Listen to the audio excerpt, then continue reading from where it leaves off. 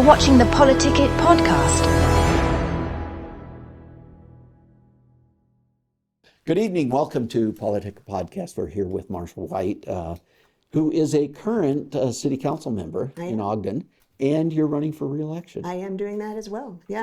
So it's really nice to have you. I've been wanting to have a conversation with you. I think we have a lot of common interest, and I just wanted to talk a little bit. But to start with, a lot of our audience may not know you very well. Yeah. And so let's talk about you.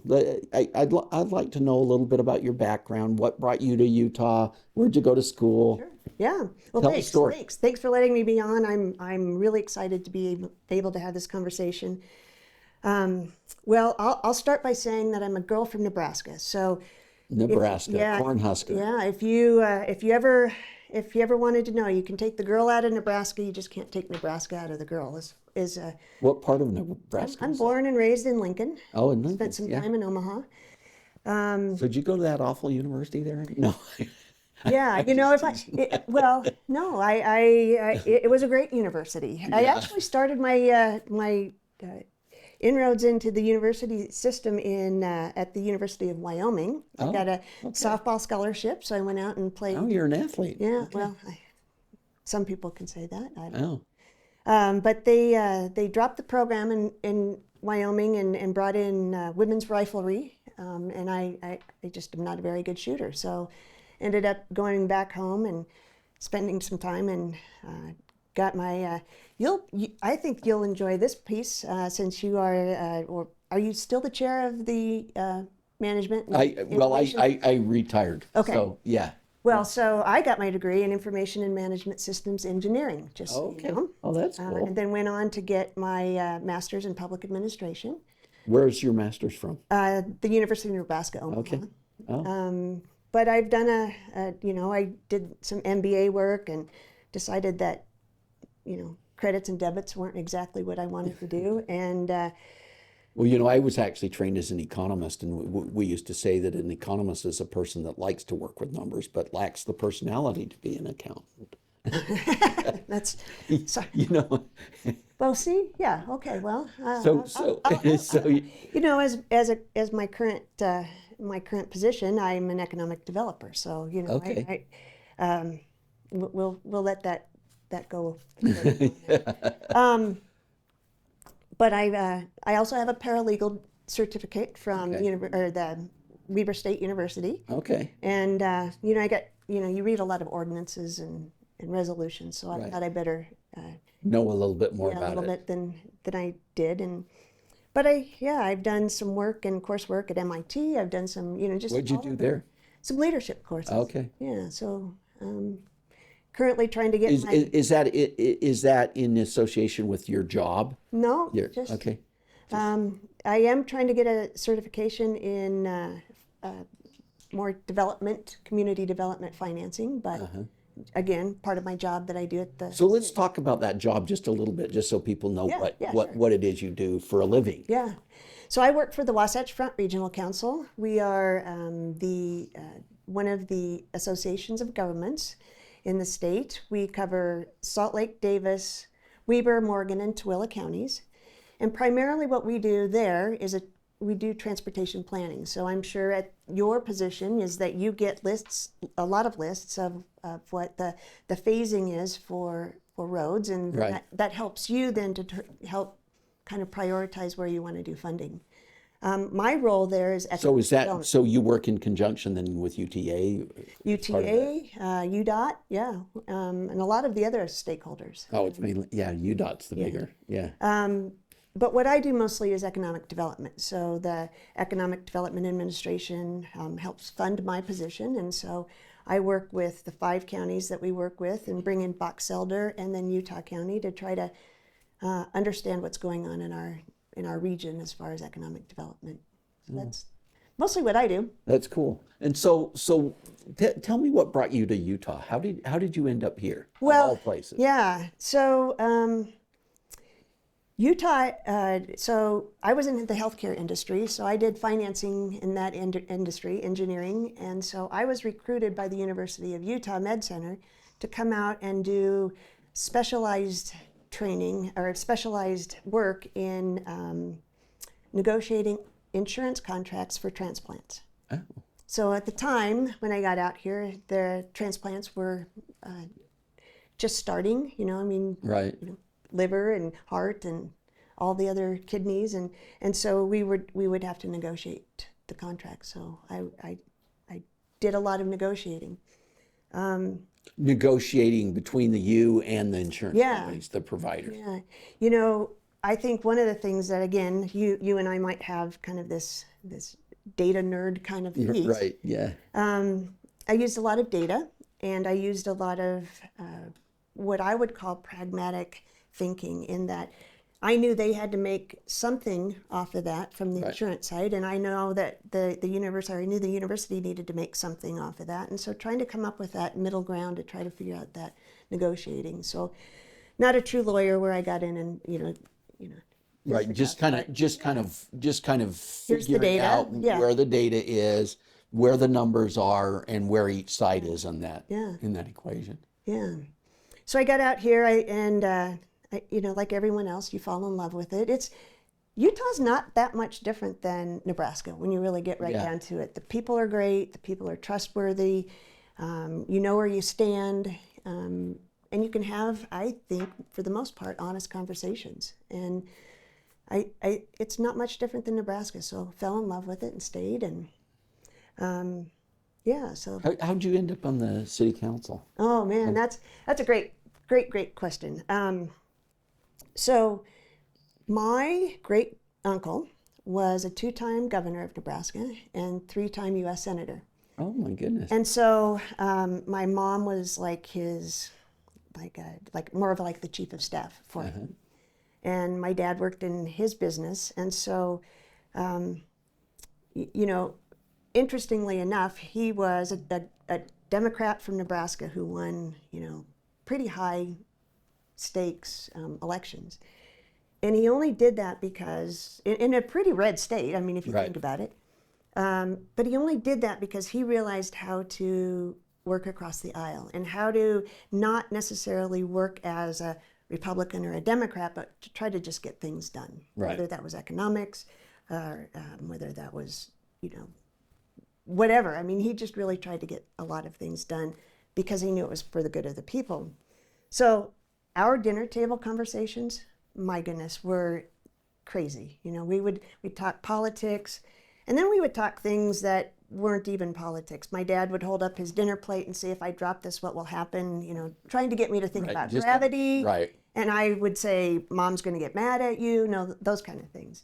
So that's how I got into politics. A lot of the old adage is that you don't talk religion or politics, right? But that may be part of our problem because we don't, right? We don't learn to talk about it in a way that can be civil and we can have a conversation. Yeah, my dad grew up Methodist, my mom grew up Catholic. They got married, they became Episcopals, kind of down the middle. Oh. And my mom's parents didn't come to the wedding.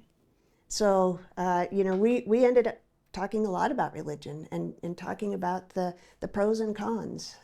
So it's I agree with you. We need to get back to having civil discourse of how to disagree and how to have a good conversation. Right.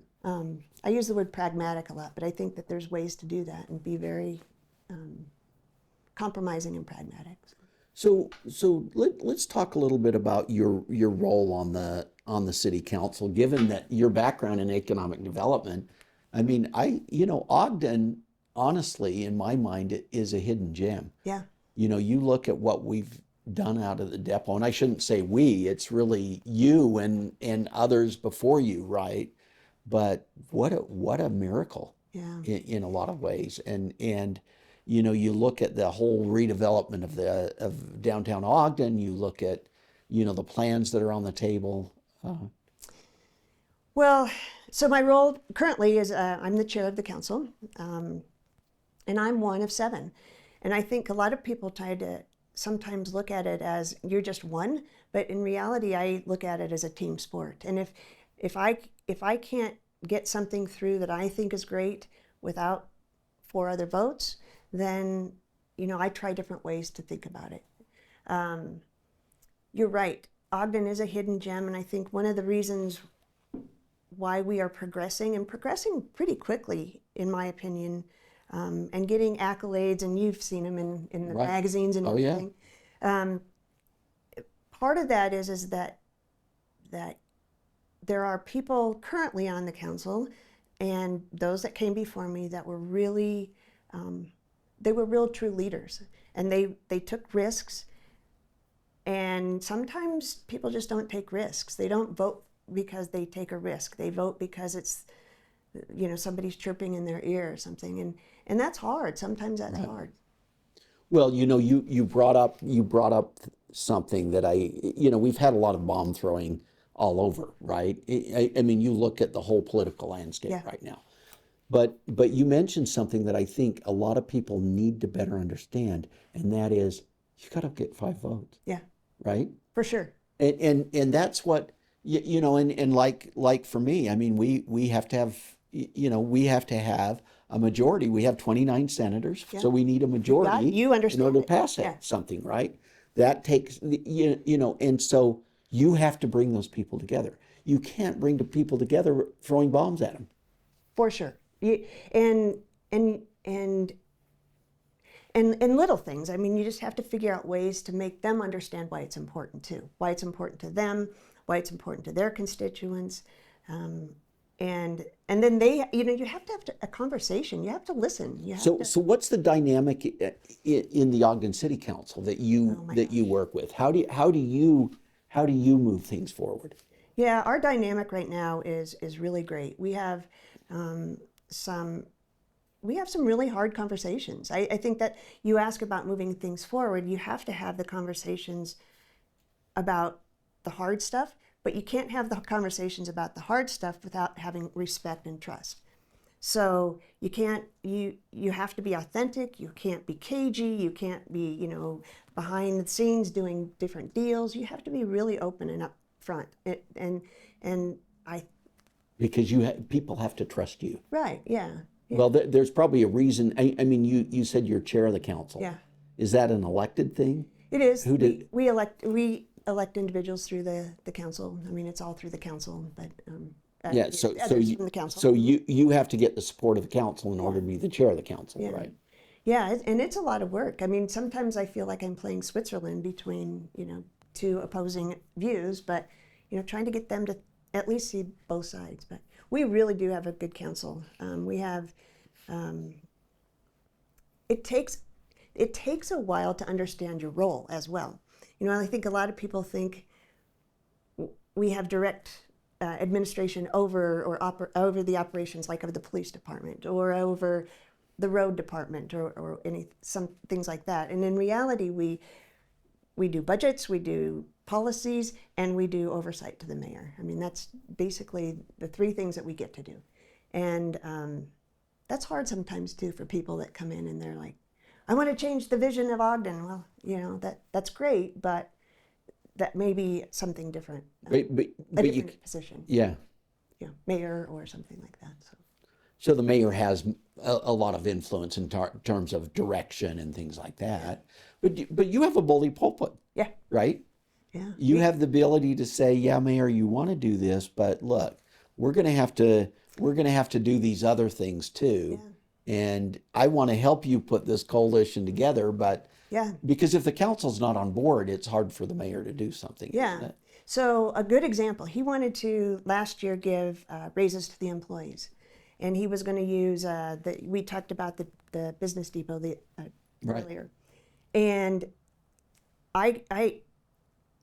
me and others on the council, we're holding very steadfast to let's not use that asset money because we may need that. We may need that lease revenue to do something, purchase something, to, fix a road, whatever we needed to do.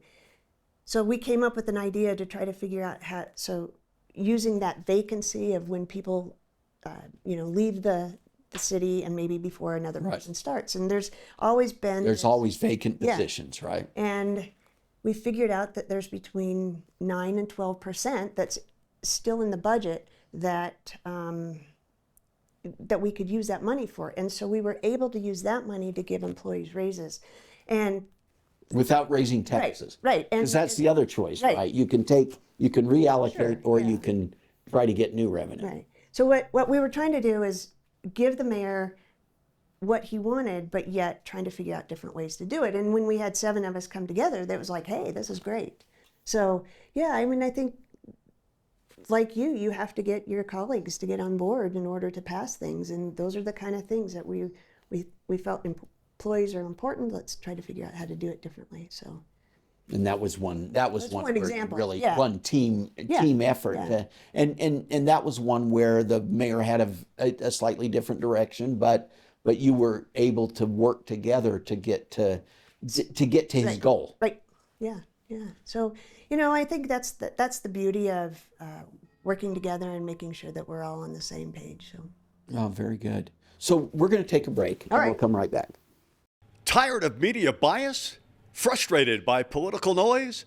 PoliticIt.com cuts through the clutter, giving you real facts, clear analysis, and unbiased insight on the issues that matter most. Stay informed, stay empowered. Whether it's elections, policy changes, or breaking news, we've got you covered. No spin, no agendas, just truth you can trust. Visit PoliticIt.com today, because informed citizens shape the future. PoliticIt.com, where politics meets clarity. Welcome back to PoliticIt. We're here with Marcia White.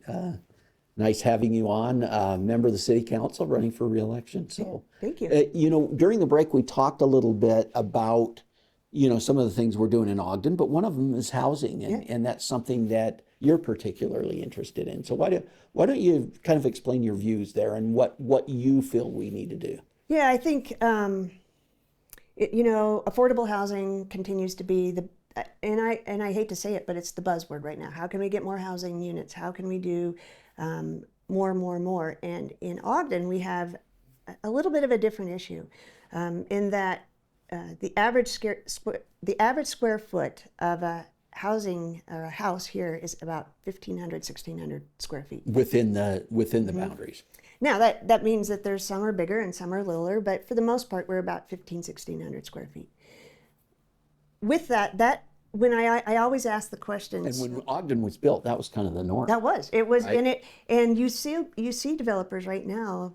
West Weber is a good example. The developer out there is putting in very small units on smaller lot sizes, and kind of getting back to that. People can find happiness in a 1,600 square foot home. So I think Ogden is a little bit different than other places. One of the biggest problems is because of that, we have one of the to try to not have us continue to raise property taxes. I think we should go in a direction of trying to figure out how to have this broad spectrum housing piece. And I have said for years that trying to bring in a professor at Weber State, they don't want the starter home. They don't want to live in an apartment when they get here. They want a house that they can afford, or wherever they're coming from. And what happens is they can afford that high-end home. And if they buy that high-end home, then the person that could maybe fit into that high-end home now has to buy down. It's almost like this cascading effect. So I can't quite buy here because there's nothing here, so I buy down here. And this person comes in and they can't buy anything here because we don't have demand, or we don't have the supply, so they have to buy down. And so what it does is it pushes everyone down into a point where they just don't have any housing. Right. Yeah. So that's more of the problem I see in Ogden than some of the other surrounding cities. So I always and the housing mix is pretty fixed here right now, right? There's not a lot of room, right? Yeah. So what I try to talk about is trying to figure out how to have what I call broad spectrum housing.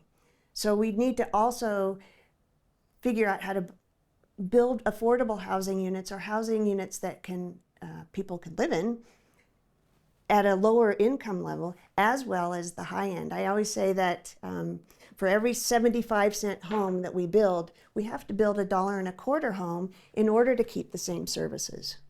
That's my economics. Sorry about that. No. It makes sense. It's just the other alternative there too, though, is also getting the mix right between commercial properties and which is another piece of it, which is the economic piece of it. So if we don't continue to protect the small amount of commercial land that we have, then we will not be able to build commercial development on that. So I'm a proponent of trying to figure out, I think density is fine. I think it's great around Front Runner Station, and especially if we get to the point where we're double tracking and doing Right. that, where people are going to go back and forth. I think around bus rapid transit, we've got OGX right now. Why Expanding. don't you explain what OGX is? Yeah, so it's a bus rapid transit. So it's a bus line that goes from the Front Runner Station, kind of meanders up through Ogden up to Weber State, and then turns around at McKay-Dee and comes back down. The frequency is every 15 minutes. Right now it is, you can get on, it's free, you should try it, it's really fun. But it gives people the opportunity to not get in their cars. It gives people that don't have cars. Do you know that 20%, 20% of people's income goes to transportation? So if we can figure out how to not have to have cars, So people can get to work and they can get home and they can get to the store and they can have Without a having life a without car. Yeah. without a car. So building up around and having density, and people see all these apartments go up, and that's really hard for people. They think growth, but they're going up in places that should have housing and more density. They're along bus routes. They're along. Because that makes it cheaper to have the transportation if it's If centered people are around- using it, yeah. Yeah. Yeah. So it's kind of that ecosystem that works for transit. So in my opinion, it's really difficult because we know that housing is going up so much quicker than salaries. But if we can figure out how to take and reduce some of the cost of that housing, meaning if we can reduce the transportation piece, or we could reduce some of that part of what they're spending, then in reality it kind of starts to equal out. Again, not an economics major. No, but that's kind of what you're talking about when you talk about this broad spectrum approach, right? Yeah, and so commercial, and then trying to figure out how to bring What the right mix is between apartments and upper houses, right? right. So right Or now, luxurious homes, starter homes. yeah, and right now what's happening is that a lot of developers are using these low-income housing tax credits, and because it's hard for them to fill the gap of building. And so they're using that. And so we're seeing more and more of a lower income individuals getting into those apartments.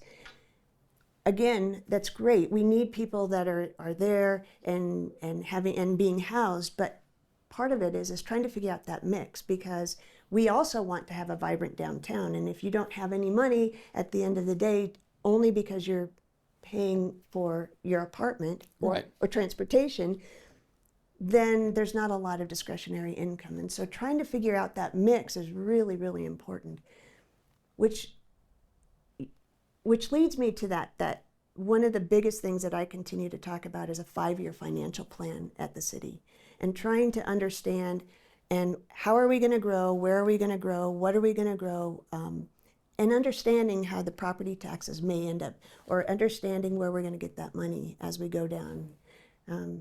We do a great job of budgeting.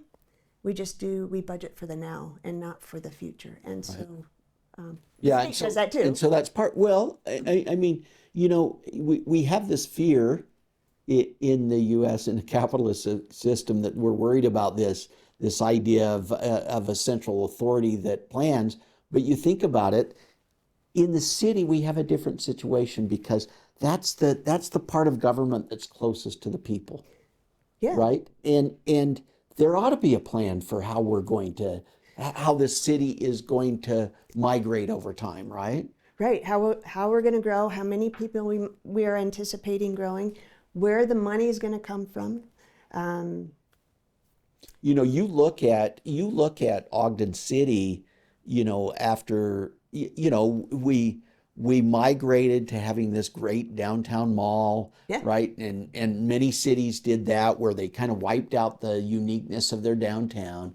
We built this massive mall, and then all of a sudden, it's just a white elephant, right? Yeah. And you know, that took serious work on the part of the city council and the mayor to kind of get us out of that, Yeah. right? I would have to say that Ogden has, our slogan's untamed, right? Still untamed. And I still believe that we have great leaders that believe that we are going to get to some taming at some point in time. And we love the vibe and everything of Ogden. We just need to make sure that how we grow and what we do is going to be sustainable. And I really believe that that's where my head is often. And that's that. Well, you also do a lot of work with transportation too. Yeah. So talk to me a little bit about what you see as the plans for Ogden and the things that you would like to see happen. Around transportation? Yeah. I hope that we are able to work a lot closer with UTA. I mean, I think they're a great partner of ours in the city. And trying to figure out, we have that front runner station going, north and south, which is great. Right. More frequent would be great. And then to try to figure That's out, what the double tracking Yeah. would do for us, right? To Right, make it and more frequent so that people could actually. Yeah, it's great. I mean, it during the day it's every 30 minutes, but when you're stuck there for that hour, missing the train, then that's a long time. Right. But more east and west. So you'd like to see that at 15 minutes or something, right? Yeah, that would be great. Yeah. And I had a friend of mine. They said they were complaining about this bus, and you mentioned the bus already that goes up to Weber State. And they said, why did they send it down the center of the road? And I puzzled over that. But when I got back from Basel, Switzerland, I realized that that's where the trains go. Yeah. Right. Yeah. So at the time when we thought about it, we were going to do a tracks. We were going to actually do a fixed line kind of thing, similar to what Salt Lake has. The cost was exorbitant. I mean, just to do that. And so, kind of this is what the thing is right now, is to do these bus rapid transits, and they're able to trigger the lights and keep on their time scale. So in a way, that's kind of like the train, except it's not. Yeah. Right. Because they can signal lights, and there's special lights for those lanes, and they can make it move a lot faster. Yeah, I think you'll see. I think again, Ogden is a pretty built out city, so I don't think you're going to see major roads, and we're just reworking roads, not necessarily putting roads in. But I think you'll also see, I hope, something up the canyon, something to try to get. So more what would you people. like to see there? I mean, are there any plans? Are there any thoughts people have in their 5-year goals or anything? Yeah, I mean, I think everything's on the table. I think you've probably been around long enough to know that the gondola is probably back on the table. We've got these vertiports. We've got these unmanned aircrafts that are thinking about taking off from the airport out here and up to Snow Basin. We have people talking about tunnels through the mountain. And just even some simple things like maybe having UTA do summer buses up and down the canyon. So I think there's all things. Well, the canyon, we're finding out. I mean, it's dangerous. There really has to be things that happen. Yeah. Right. And there used to be a train that went up there, or a trolley that went up there. You're not old enough to have ridden No, I it, know, but I know that from the history of Ogden, right? I mean, we had trolleys all downtown. Yeah, transportation's a big When they thing. dig up roads, they find the tracks. Yeah, right? they're like, hey. I think the other thing about transportation that's interesting is trying to figure out how to bring jobs into the city. So a lot of people, when we were building the Wonder Block, or when we were right in the middle of thinking about the Wonder Block, they were like, well, why are you putting in office space? And part of that is because we need the office space, because we don't have Class A office space here. So it's taking that chance that if we build it, they will come. And that's sometimes hard, because there's a lot of armchair. Well, quarterbacks, I right? didn't realize there's actually a new boutique hotel that's coming in as part of that. That'll be awesome, right? Right. Yeah. Well, especially when we've got the Olympics coming up, Yeah, right? we need the hotel space. We're severely lacking in that for sure. So And the thing is, if we don't build it here, it's going to be built somewhere else. And the thing is, we have to preserve the city, right? In some ways, right? We need to make sure that it just doesn't fall into disrepair, that we continue the trajectory that we're on yeah. to make Ogden a very unique place. Well, I think we've gotten. I think that's one of the best. You're right, and I think one of the best things is that we've gotten to the point where we're not just looking at Ogden, but realizing that we're doing a great thing, but so is Clearfield, so is Roy, Right. so is the new Ogden Valley city. And so if we don't continue to grow and continue to be, understanding of what's happening in the future, and making all of these puzzle pieces come together, then I think we're gonna severely fall behind. My housing's important, that financial sustainability is important, and then definitely bringing. You're quite involved in budgeting and things like that in the city too, right? So the council, so the mayor presents his budget in May, and then we start scouring that budget. I am sure we miss things along the way. It's a 300-page document. So, but the nice thing about it is that we've got a good relationship with the mayor. We're asking questions. His administration is getting back to us. We're having great conversations. So, we're doing a good job. Well, we appreciate the work you're doing. We're about out of time, but why don't you make a final pitch? Why don't you make a pitch to voters? Yeah. And tell them why they should vote for Marcia White? Yeah. So it's funny because I've had a lot of people say, "Gosh, you're running for your 4th term," and I have said, just basically, I think experience matters. I think relationships matter. I can get on the phone and call you at a state level. I can get on the phone and call a county commissioner. I can get on the phone and call, a member of the Congress, like Mara's office. Right. And so that takes a lot of time to develop. And so the reason that I'm running is because I think experience matters, that I think those relationships matter, and really I'm doing it not because I'm making a ton of money or getting anything in return. It's just that I really believe that service is important. I started my conversation off with what we did around our table, and I just hope to be able to continue that as long as I can. Well, and you've had a gift of actually bringing people together too, which is crucial. Thank you. In our environment, right? I feel that way. Thank you. Thank you for recognizing that. So yeah. Well, we appreciate you coming in, and we'll Marcia White, go vote. Yeah. Yeah, do that. And we'll Vote see first. you. Yeah, we'll see you guys next week. Thanks. Thank you.